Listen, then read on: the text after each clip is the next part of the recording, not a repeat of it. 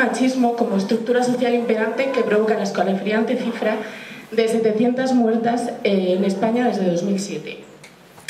No son muertes, no nos morimos, son feminicidios y nos asesinan. Nos asesina un sistema patriarcal difícil de derivar, pero no imposible. Por eso desde plataformas como Podemos llamamos al empoderamiento femenino para frenar esta oleada de violencia y humillaciones hacia el género femenino, cuya última expresión es el asesinato, pero como sabemos no es la única. Nos gustaría recordar desde Podemos que el viernes 25 a las 5 de la tarde se va a celebrar en Vicálvaro una concentración frente al Centro Ahorra Más en respuesta a las víctimas por la violencia de género, y ese mismo día a las 7 de la tarde el Bloque Feminista Estudiantil convoca una manifestación que empieza en Ópera con el lema Educación feminista contra las violencias machistas. Bueno, hoy contamos con la presencia de Clara Serra, corrígeme si me equivoco, es todo un referente en el ámbito de igualdad de Podemos y una pieza fundamental en la lucha feminista desde la perspectiva política. Diputada de la Asamblea de Madrid, donde también es presidenta de la Comisión de la Mujer y responsable del área de la mujer e igualdad de Podemos. También ha escrito artículos como Si nosotras no hay democracia o Por mí y por todas mis compañeras. Bueno, deciros que tras la charla, esto es una charla coloquio, por lo tanto después de la charla se va a abrir una ronda de preguntas para que podamos aprender todas juntas y todas dar nuestra opinión. Y bueno, por último, muchísimas gracias por venir y un aplauso muy grande para Clara.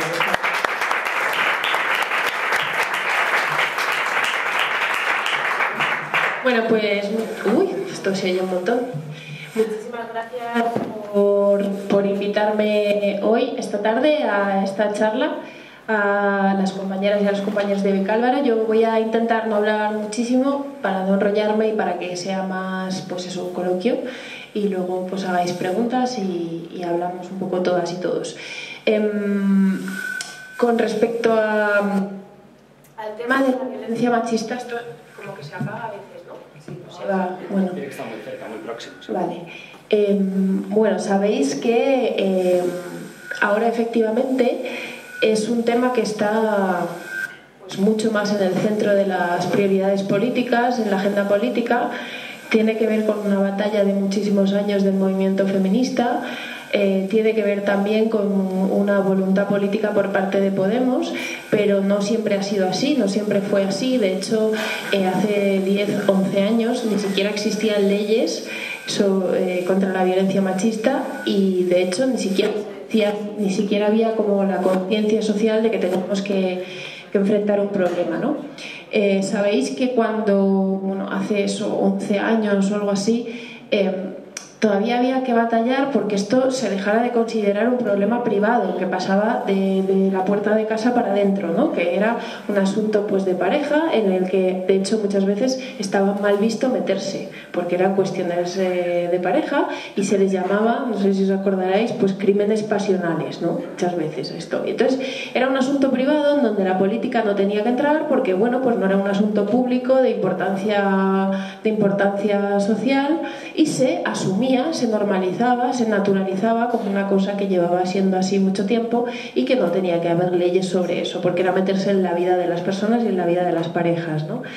Es decir, no era un asunto político. Cuando empezó a visibilizarse este problema hubo un debate que fue el de si teníamos que llamar a esto, fue el principio en el que el feminismo decía hay que llamar a esto violencia de género, y hubo un debate.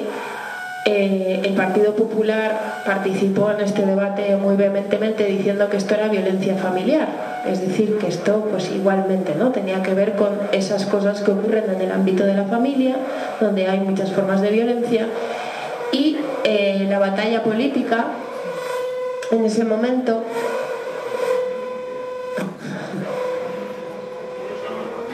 ¿es muy molesto?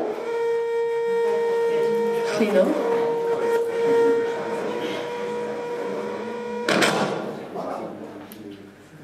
A ver, ¿ahora? Sí, vale. La batalla política en ese momento era empezar a visibilizar que esto tenía que ver con una violencia contra las mujeres, con una violencia que sufrían las mujeres y que aunque ocurriera en el ámbito de la familia, ¿no? en los hogares, en las casas, el problema no era la familia, el problema era la desigualdad, el machismo, y había que llamarlo violencia de género. En realidad ese camino que se inició hace 11 años todavía seguimos dando pasos hoy, porque de hecho ahora mismo estamos dando una charla que se llama Violencias Machistas, porque el movimiento feminista lleva también un tiempo diciendo que la manera más política, la manera más correcta de nombrarlo, ni siquiera es decir violencia de género, es decir violencia machista, porque esto visibiliza mucho más precisamente eso, ¿no? ¿Cuál es la raíz del problema que hay que sacar a la luz? Sabéis que durante mucho tiempo, ya os he dicho que el Partido Popular batalló mucho contra esto, recurrió al Tribunal Constitucional la Ley de Violencia de Género del año 2004, la llevó a los tribunales diciendo que era una ley que estaba hecha a favor de las mujeres, porque solo hablaba de las mujeres, y que estaba dejando otras formas de violencia contra los hombres fuera. Tras 10 años de esta ley, el Partido Popular ha ido reculando en sus posiciones, ha ido reconociendo que hacen falta leyes para esto, pero no sé si sabéis que Ciudadanos ahora viene a cumplir ese papel que hizo el Partido Popular en su momento, y que en la campaña de las generales, hace unos meses, Ciudadanos disputó voto diciendo esto de tiene que acabarse el agravante de violencia machista contra las mujeres, porque todas las violencias son iguales y los hombres también sufren violencia machista. Bueno, este es el discurso del Partido Popular hace 10 años y ahora lo hace Ciudadanos. Y lo hace Ciudadanos también en parte porque hay gente que piensa así, es decir, porque piensa que va a conseguir votos así, porque todavía hay gente que dice, bueno, no entiendo muy bien por qué los hombres, si también reciben violencia, o si un hombre es asesinado por violencia machista, pues ¿por qué no se protege con las leyes, ¿no? En realidad, como sabéis, cualquier violencia está amparada por el Código Penal, es decir, si una mujer asesina a su marido, cosa que ocurre, puede pasar, ¿no? Hay unas leyes, básicamente hay un Código Penal que lo prohíbe, que lo tipifica, que lo sanciona, y no ocurre que un hombre que agreda a una mujer no le pase nada, ni haya leyes que lo protejan, y las hay.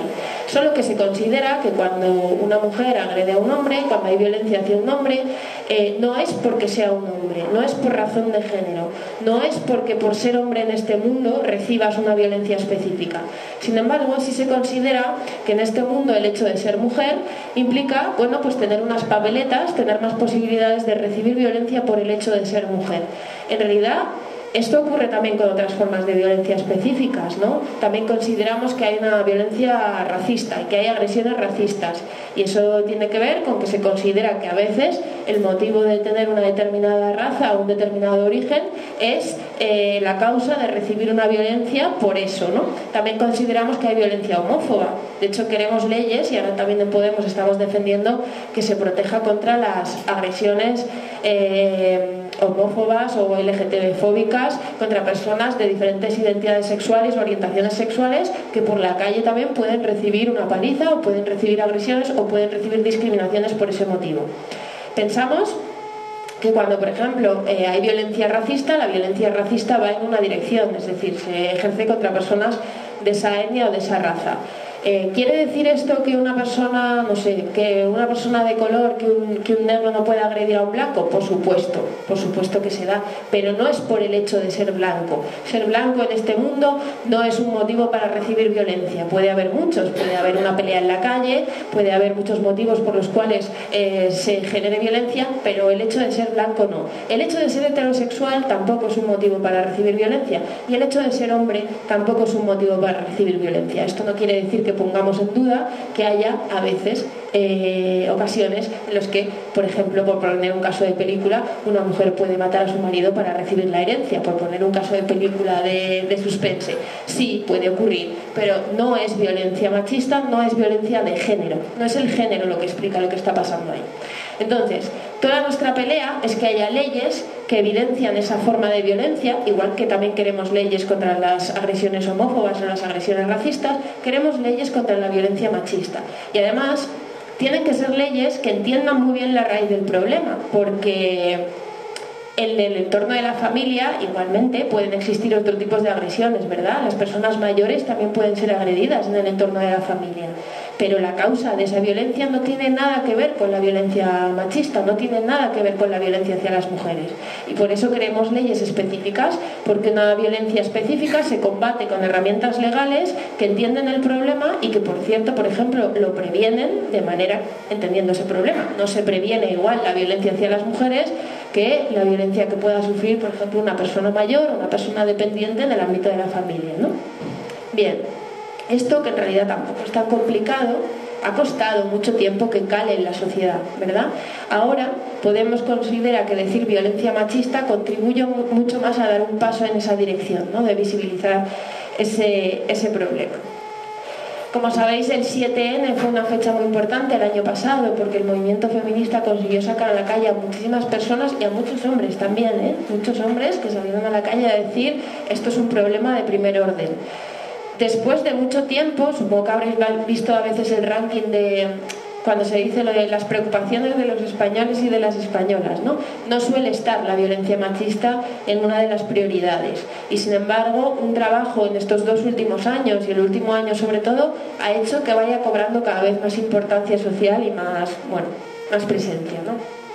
Bien, entonces lo primero que quería contaros es el porqué de esta palabra. ¿Por qué en Podemos apostamos como el movimiento feminista por decir violencia machista? El Partido Socialista, por ejemplo, siempre se resiste a usarla. Siempre quiere decir violencia de género, porque sus leyes, y el Partido Socialista considera, y yo creo que es verdad, ha hecho buenas leyes y hay que reconocer que ha hecho avances en este sentido, pero de alguna manera considera que ese lenguaje es fruto de su trabajo y le cuesta mucho desprenderse de esto. Sin embargo, Podemos y la mayoría del movimiento feminista considera que hay que decir violencia machista y que, por ejemplo, a una chica, a una adolescente en un instituto que tiene un novio o un colega, un amigo que le espía el móvil, es más fácil que ella entienda lo que le está pasando si a eso lo llamamos machismo, es más fácil que ella entienda que está siendo objeto de un control por parte de ese chaval, que si le llamamos violencia de género, es decir, visibiliza más, ¿no? Politiza más el problema.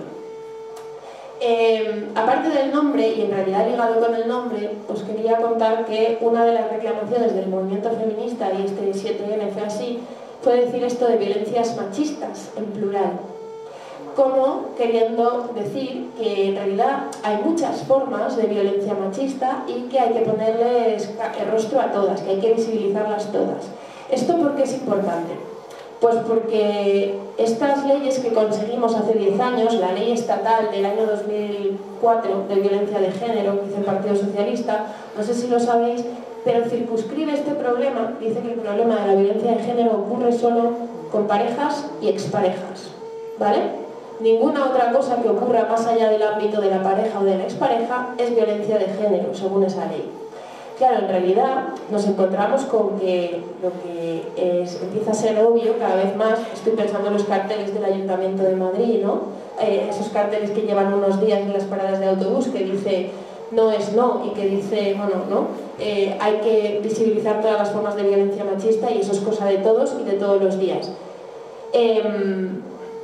La agresión sexual es una forma de violencia machista, la violación es una forma de violencia machista, el asesinato posterior a una violación es una forma de violencia machista, el acoso sexual es una forma de violencia machista. En realidad, según nuestra actual ley, eso no quedaría recogido como agresión machista. Y de hecho, fijaros qué cosa más absurda que ocurre ahora mismo, que si eres violada por tu pareja o tu expareja sería un caso de violencia machista, si eres violada por la calle por un desconocido, no. Sabéis que hace unos bastantes meses ya hubo un asesinato en Cuenca, os acordaréis porque estuvo mucho tiempo en la tele, que fue este hombre que después huyó a Rumanía y que asesinó a 2 mujeres. Las violó y las asesinó. Una de ellas era su exnovia y la otra era una amiga de su exnovia. Bueno, pues según nuestras actuales leyes, una de ellas sufrió violencia machista y la otra no. Y una está en la lista de mujeres asesinadas por violencia de género, pero la otra no, porque no era su expareja. Esto evidencia un déficit en nuestras leyes, ¿no?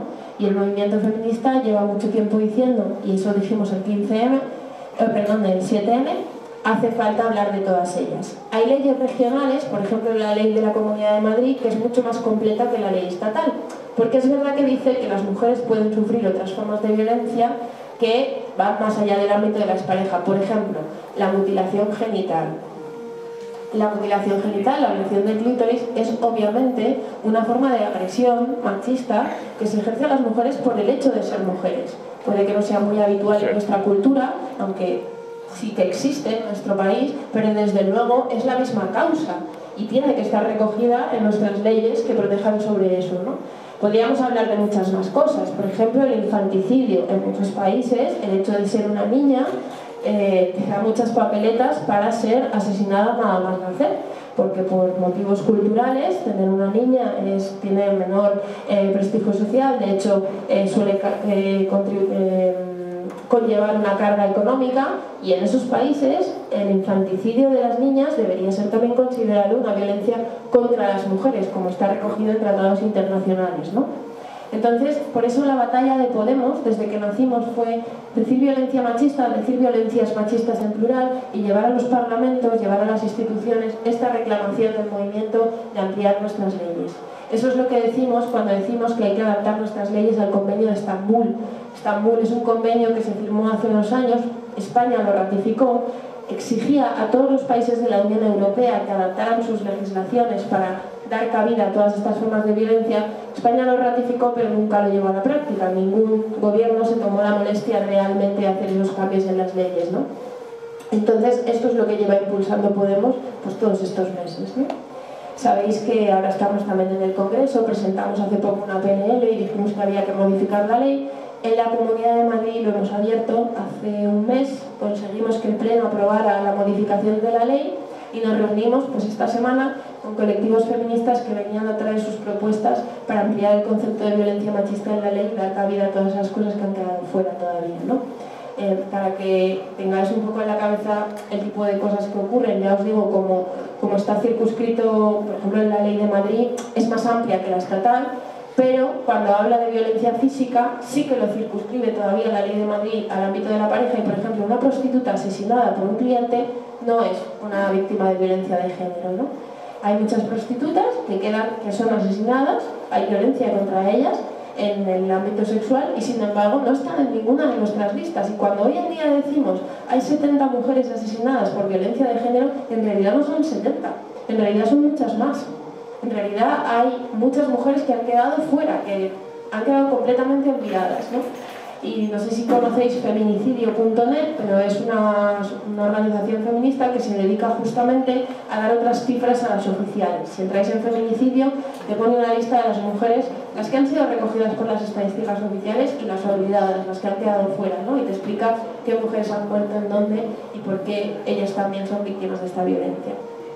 Bueno, aparte de esta cuestión, que yo creo que ha sido muy importante en todo lo que llevamos andado, hay otra cosa que yo diría para acabar y luego hablamos, que es el tema de nuestro enfoque, el enfoque propiamente de Podemos sobre la relación entre la violencia machista y la crisis y la dependencia económica de las mujeres.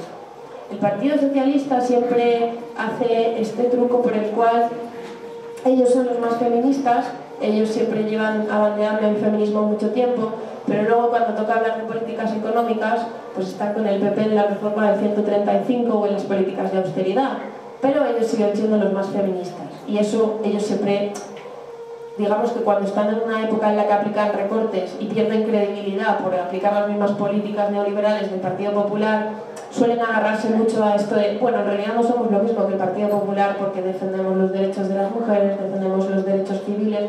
Bueno, lo que yo creo que en Podemos hemos venido a decir también es no se puede diferenciar, están completamente ligados los derechos sociales y su contrapartida, los recortes y las políticas de austeridad golpean especialmente a las mujeres, son políticas contra las mujeres y también son políticas que afectan muchísimo al problema de la violencia.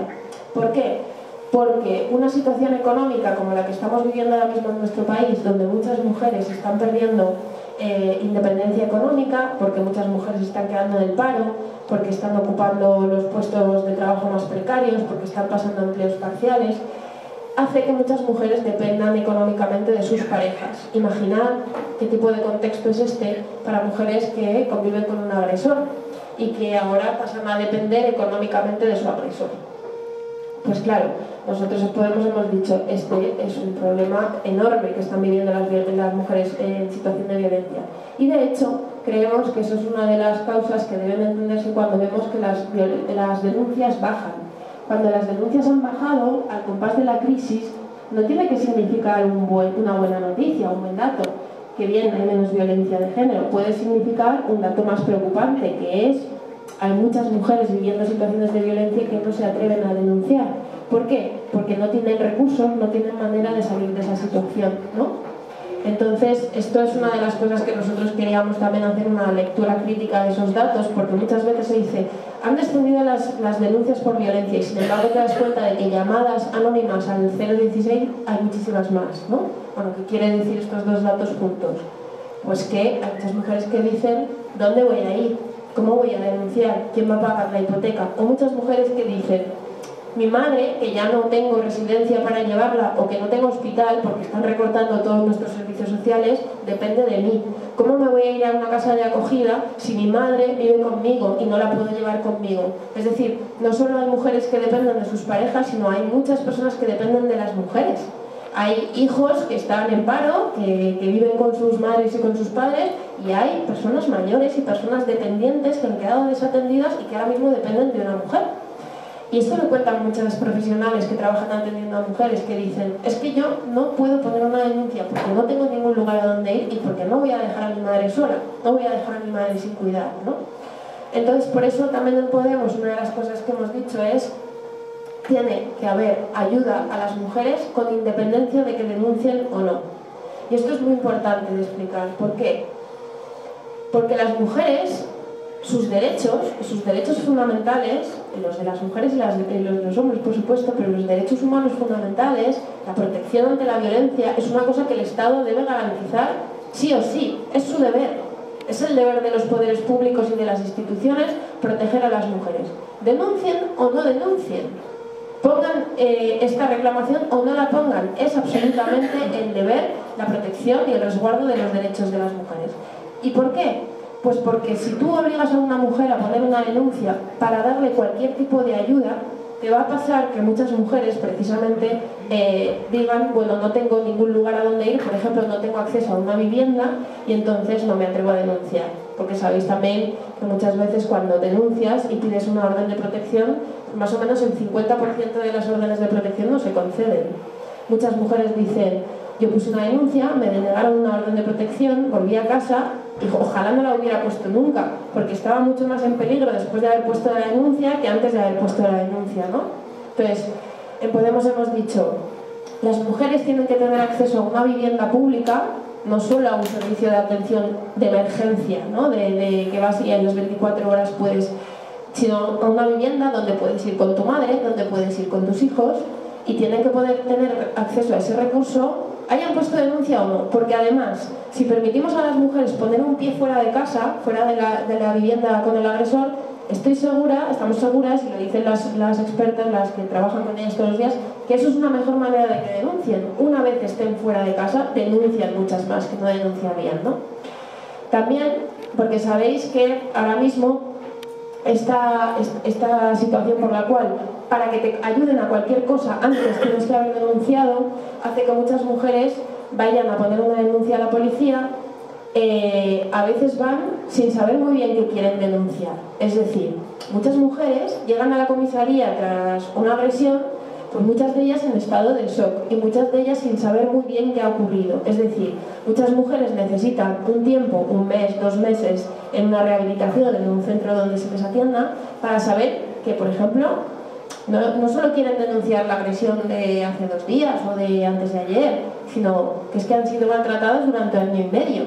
Y eso muchas veces, las mujeres tienen que salir fuera de la casa del agresor para llegar a saber qué ha pasado durante todo este tiempo y en concreto de qué quieren denunciar a ese agresor, ¿no? Por todo ello, y esto lo dicen, ya digo, quienes trabajan día a día con ellas, es inhumano que una mujer no tenga derecho a irse a un piso de acogida, a un piso de atención, a un centro de emergencia, sin que se haya pillado los dedos en una declaración donde esa declaración muchas veces persigue a las mujeres durante todo el proceso judicial, porque cuando van a denunciar, cuando llegan a juicio, dice el juez, usted el día tal denunció tal cosa y no dijo tal otra. ¿Vale? Y esa primera declaración también es un problema. Muchas veces les persigue porque se usa contra ellas, en el sentido de que no han dicho del todo todas las cosas en esa declaración, y lo que dicen las profesionales, bueno, es que muchas mujeres llegan a denunciar, por ejemplo, ocurre a veces con un vacío, o sea, que no saben lo que ha ocurrido en las últimas 24 horas. Cuando una mujer está en shock porque ha pasado una situación súper estresante, muchas veces llega y dice, no sé muy bien qué ha pasado las últimas 12 horas. Estas no son condiciones para obligar a alguien a denunciar, ¿no? Entonces, por eso nosotros decimos que hay que cambiar completamente el marco de la denuncia, que la denuncia tiene que ser un derecho de las mujeres, que con independencia de la denuncia las mujeres tienen que tener, precisamente en un contexto de dependencia económica, acceso a los recursos, y decimos que hay profesionales capacitados para diagnosticar que una mujer está en situación de violencia. Es decir, no estamos diciendo que a la mujer se le dé atención o ayudas sin ningún tipo de criterio. Estamos diciendo que no solo sean los jueces, los abogados o los fiscales o la policía, como es ahora. Estamos diciendo que los profesionales de los servicios sociales, que muchas veces son mucho más expertos que un policía que te toma declaración durante 20 minutos, esos profesionales de los servicios sociales pueden emitir un certificado que dice esta mujer está viviendo una situación de violencia y por tanto yo digo que esta mujer necesita ayuda, atención, recursos, creo que puede acceder a una renta activa de inserción, una renta activa de inserción, puede acceder a una vivienda, puede acceder a otros recursos. Pero los profesionales de los servicios sociales, un médico de atención directa, es decir, un médico que tiene una paciente a la que ve durante años continuadamente y ve agresiones físicas, tiene que poder emitir un informe, ¿verdad? Un médico muchas veces conoce más la vida de esa paciente que un policía que no tiene ninguna perspectiva de género que toma declaración en 10 minutos. Ese médico, ese trabajador social son muchas veces mucho más expertos en estos problemas y conocen mucho más a las mujeres. Entonces lo que dice Podemos es, ellos tienen que poder dar acceso a esas mujeres a recursos, ¿no? Y esa ha sido la otra gran reclamación que hemos hecho. Y bueno, para acabar, porque ya os paso la palabra, sí que deciros que también desde el punto de vista comunicativo, porque un partido, aparte de tener la responsabilidad de hacer políticas públicas y de llevar a las instituciones propuestas, ¿no? como hemos hecho, tiene también una enorme responsabilidad a la hora de comunicar, porque ya, o sea, en Podemos tenemos mucha capacidad de hacer discursos, de cambiar las palabras, la manera de mirar las cosas, ¿no? De hacer campañas. Y en esto también hemos tenido algunas perspectivas, yo creo que interesantes. Una de ellas, y me parece que también el movimiento feminista lo ha hecho en los últimos años, es interpelar a los hombres. Es decir, no puede ser que todas las campañas que hacemos de esto solamente hagan a las mujeres responsables de este problema. No sé si os habéis fijado, pero hace años había campañas en el metro, ¿no?, que decían esto de denuncia, hay salida. Bueno, primero, a veces denuncias y no hay salida. Pero además, no solo es la mujer a la que le tienes que decir está en tu mano salir de esa situación. Muchas veces tienes que dirigirte a los hombres y decir, primero es tu responsabilidad no ejercer violencia y segundo, como ciudadano más, es tu responsabilidad denunciarlo y es tu responsabilidad implicarte. ¿Por qué los mensajes solo son hacia las mujeres? También tienen que ser hacia el resto de la sociedad, ¿no? Eso por una parte. Y por otra parte también hemos discutido sobre algunas cosas, pero también hicimos una campaña muy bonita, no sé si os acordáis, pero también fue en el marco de la campaña de las generales, el 20D, y también muchas veces hay que hablar en positivo de esto, es decir, también este lema del movimiento feminista de nos queremos vivas, nos queremos libres, ¿no? Muchas veces hay por supuesto que nombrar a las asesinadas, como decíamos antes, ¿no?, a todas ellas y no olvidarnos a ninguna, pero tampoco hay que hacer siempre campañas donde leemos los nombres de todas las mujeres asesinadas. También hay que hacer campañas en positivo, ¿no? También hay que decir, todas nosotras queremos, no sé, disfrutamos haciendo esto, somos esta, tenemos amigos, dedicamos nuestros fines de semana a esto, somos esta persona y queremos seguir haciéndolo porque queremos seguir vivas, ¿no? Muchas veces esas campañas son mucho más capaces, ¿no?, de levantar la emoción, de hacer que pongamos atención en esto, es decir, también campañas en positivo, también campañas con alegría, ¿no? Reivindicando eso, nos queremos vivas y nos queremos libres. Y yo creo que lo dejo aquí y os paso la palabra. Bueno, como os he dicho, estamos en la Asamblea de Madrid en estos momentos, intentando modificarla, intentando ampliarla, intentando mejorarla en estos sentidos que os he dicho, tanto en la definición de lo que es violencia, incorporar muchas más cosas, como en el acceso de las mujeres y sobre todo de las mujeres en condiciones económicas más vulnerables a todos los recursos, ¿no? Sabéis que las políticas de igualdad y las políticas de violencia, una gran parte del problema a veces no es que estén mal hechas, no es que las leyes estén mal hechas, es que no se han llevado a cabo. Porque los recortes, es decir, a partir de la reforma de la Constitución y del 135, hemos descendido a la mitad del dinero destinado a esto. Hay cosas que están en nuestras leyes que ni siquiera nunca se han llegado a poner en marcha. Hay, por ejemplo, en nuestras leyes la obligación de que haya traductores en los juzgados de violencia, pero no los hay porque no hay dinero.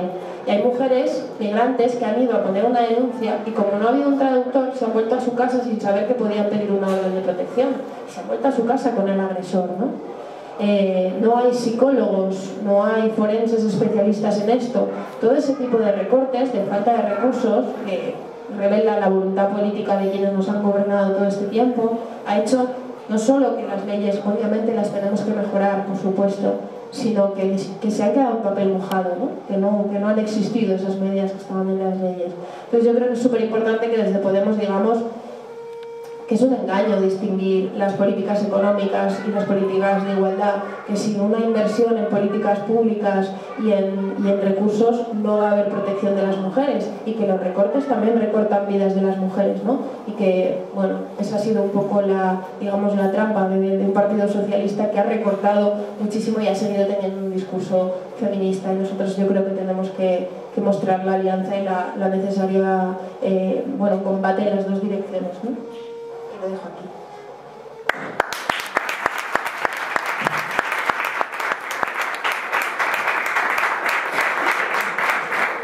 Pues muchísimas gracias, ha sido súper interesante lo que has dicho y vamos a empezar con la ronda de preguntas. Si os parece vamos haciéndolo por tandas, que pregunten pues unas 5 o 6 personas, ¿te parece? Claro. Pues luego le si no tenemos sentido. Vale. Nada, muchas gracias por toda la información que nos han dado. Me había cosas que desconocía, la verdad. Te quería primero preguntar, la vinculación que tiene un gobierno cuando firma un convenio internacional, si no cumple luego en su estado, ¿cómo se le puede demandar o denunciar esa vinculación? Y luego, segundo, ¿por qué no se pueden hacer campañas hacia los hombres que son violentos, que son agresivos, que han llegado, que han asesinado, antes de que lo hagan? Porque la mayoría de ellos, o un porcentaje muy importante, son personas que han sufrido violencia de niños. Entonces yo creo que a lo mejor sería importante también hacer campañas dirigidas a esa parte de la población, hacia los hombres, y que tuvieran un espacio donde poder dirigirse también, igual que las mujeres se pueden dirigir, que los hombres pudieran dirigirse para saltar todo eso que llevan desde niños y que no lo saben penalizar, porque luego lo penalizan como lo penalizan, ¿no? Solo eso, no sé si puede ser una aportación.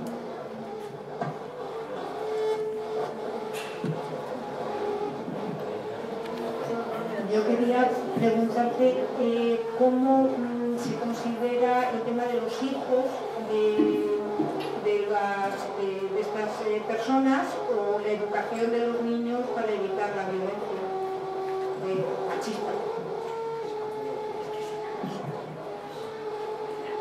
¿Una pregunta por aquí? Mira, yo quería saber que nos expliques que la Comunidad de Madrid, tengo entendido que el presupuesto que tiene para igualdad para este tema lo ha rebasado más del 50%. Y también yo quería saber cómo están divididas las competencias de la comunidad y el ayuntamiento, qué es lo que trata uno, qué es lo que trata otro.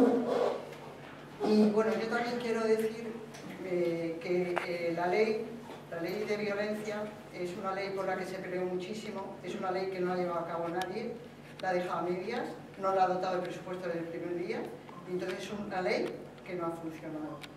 Es más del 50% de la población, que somos mujeres, las que tenemos el problema.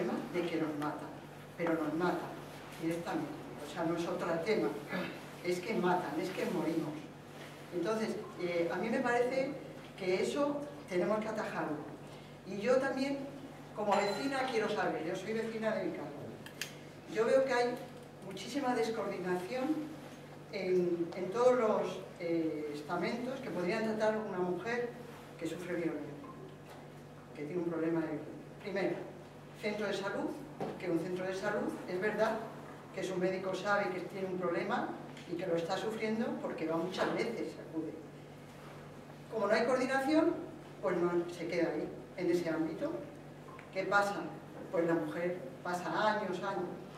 No hay coordinación en los barrios. Las mujeres tienen que funcionar libres, ellas solas. No hay apoyo mutuo, no hay apoyos de ningún tipo. Es un problema muy importante para mí, yo lo vivo porque he acompañado a mujeres y veo que es un problema que o nos ponemos toda la población. Además de empezar desde lo pequeño.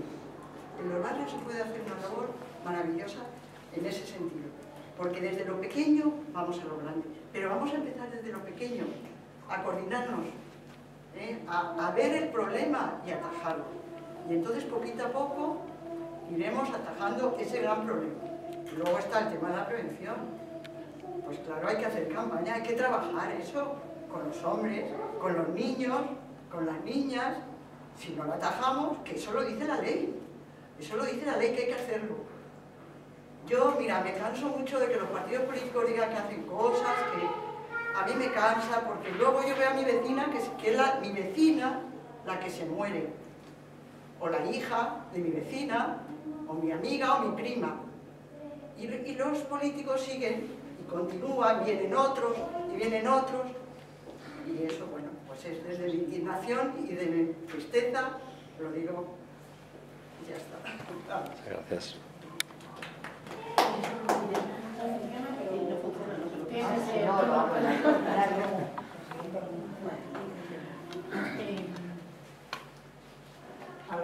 Vale, venga, fenomenal. Vale, pues de momento no está. Vale. Vale. Bueno, se me oye, ¿no? Vale.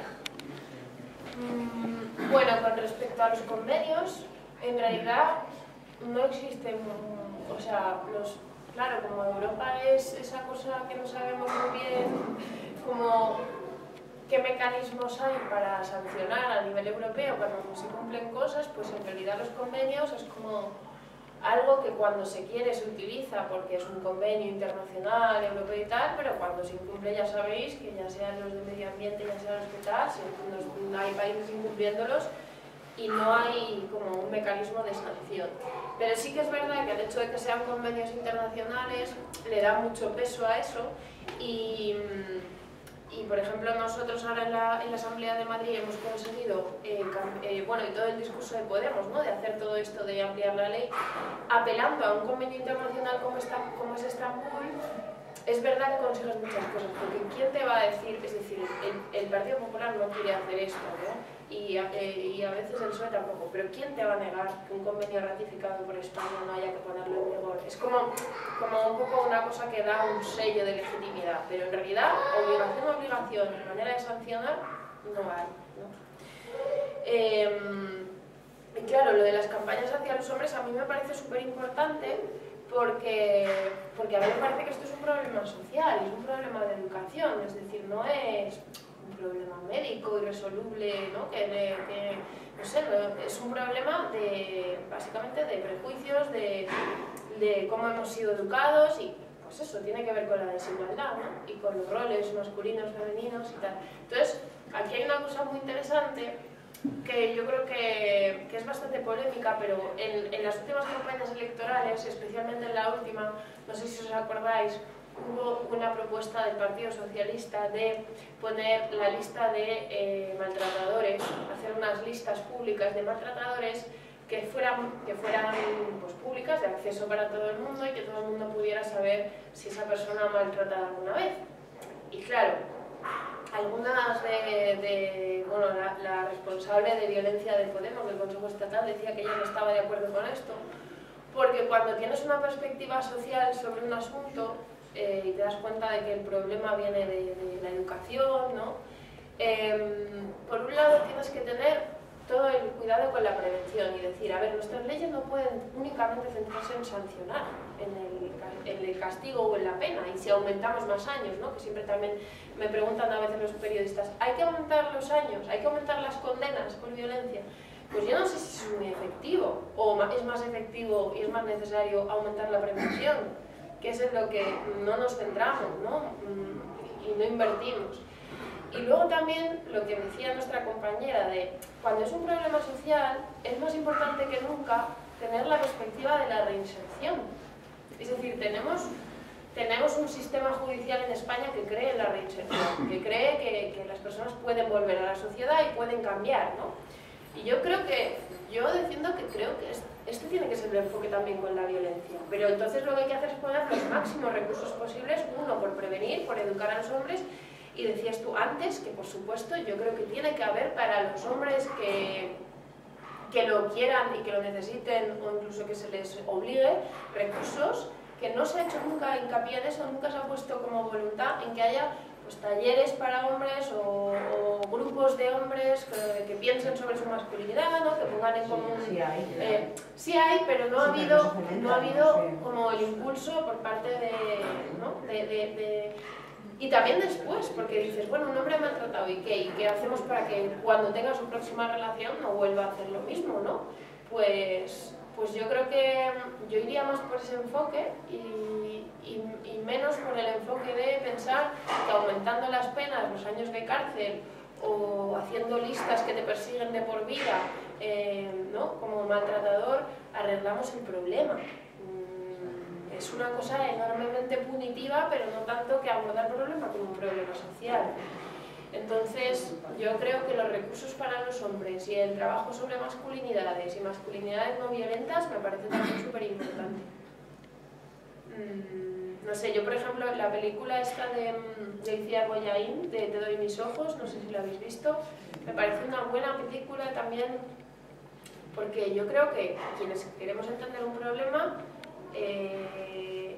o sea, el problema de la violencia hay que entenderlo como un problema también para los hombres, y con esto no les quito absolutamente ninguna responsabilidad. Digo que es un problema estar educado en una sociedad que te dice para ser hombre, para ser masculino y para ser el dueño de la casa tienes que hacer esto y esto y esto. O sea, que ahí hay un problema de conflicto de identidad y que hay que abordarlo así, ¿no? Entonces se necesita cambiar el enfoque también sobre ellos. Esa película mostraba muy bien las contradicciones y la propia situación del hombre, y me recuerdo cuando salió hubo gente que dijo es que cuenta demasiado, ¿no? Pone demasiado de protagonista al hombre. Pues yo creo que es importante comprender también eso, sin ningún tipo de quitar responsabilidad, pero hay un problema que comprender y hay un problema que arreglar socialmente, ¿no? Y con lo de los hijos, pues claro, es que la educación es fundamental. A ver, me habéis preguntado la educación y la prevención. O sea, el Partido Popular ha sido uno también de los gobiernos que no solo no ha puesto voluntad en esto, ha eliminado las asignaturas donde abordábamos esto. Yo antes era profesora de educación para la ciudadanía. Bueno, era insuficiente, pero era una asignatura donde con chavales ya de cuarto de la ESO podías hablar directamente de este tema, porque ya tenían edad para hablar de este tema. Y era la única asignatura donde se abordaba de manera directa y decíamos, bueno, vamos a ver cómo nos comportamos las chicas, los chicos, ¿no?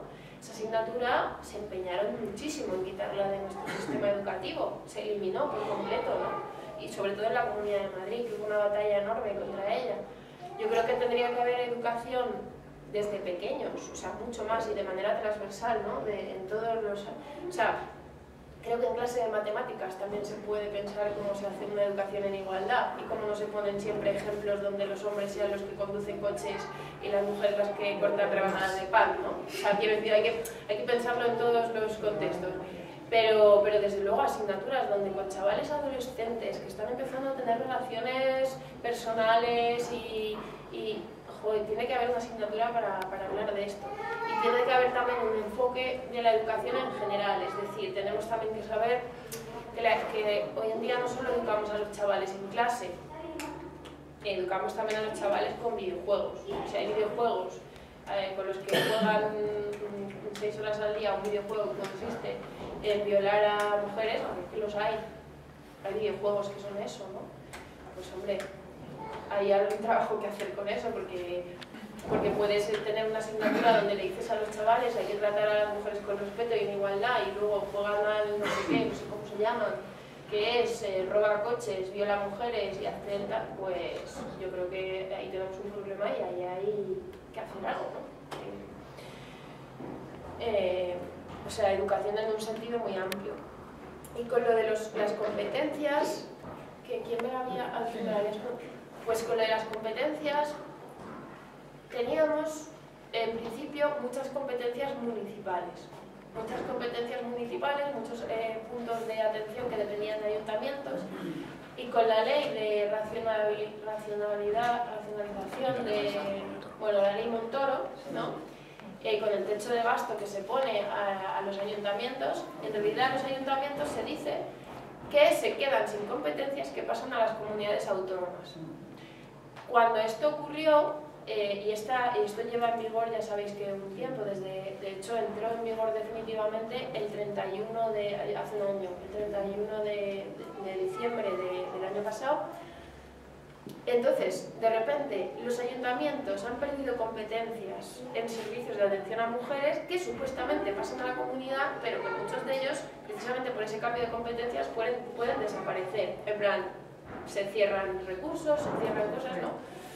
Y una de las cosas que dijimos desde Podemos es que nos garantice que no se va a cerrar ni uno solo de los recursos en ese tránsito de competencias de ayuntamientos a comunidades.